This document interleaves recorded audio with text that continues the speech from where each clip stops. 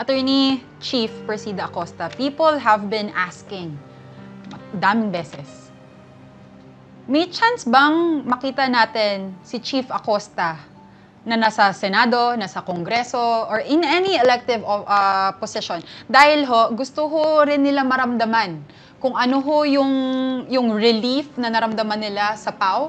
Baka maramdaman din nila kapag kayo ay nakaupo. If that would be in the near future, Chief. Nothing is permanent in this world except change.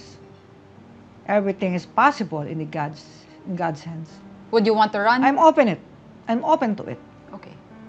Now I can tell everyone I'm open to it. Because if God will let me live more, I want to share it, my life, my strength, to the Filipino people.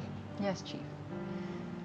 Kung hindi magsisikap ang mabubuting tao, puro masasama na lang ang magsisikap. Makarating sa mga lugar, matataas.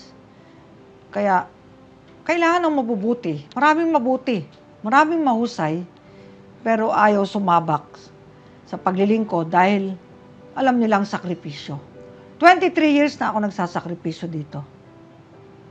Hindi ko pa ba kaya sakripisyo ang natitira ko pang buhay kung pautangan ako ni God?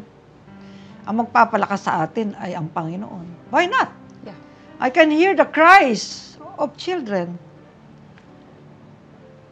The angst of the oppressed. But wala kang magawa if you don't have power. But the power should come from God and the people. Bibigay sa'yo ni God at ang taong bayan, pati mo tanggapin. If it's written Miss Leah can accept it, of course. Yes.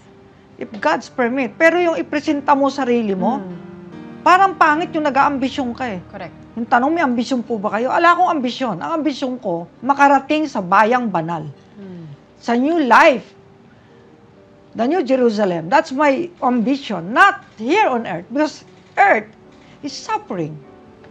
So, Full of heartaches. But in life after death, that's it. That's my ambition. But if you will ask me if I want, if I like to change my career path, it depends upon the will of God. But Pag gusto niya, mangyayari yan. but you are open to it, Chief. I'm open to anyone and to anybody because everybody seems to ask me to run somewhere else. Yes, Chief. But I'm telling them, bahala na si Lord. Yes, Chief.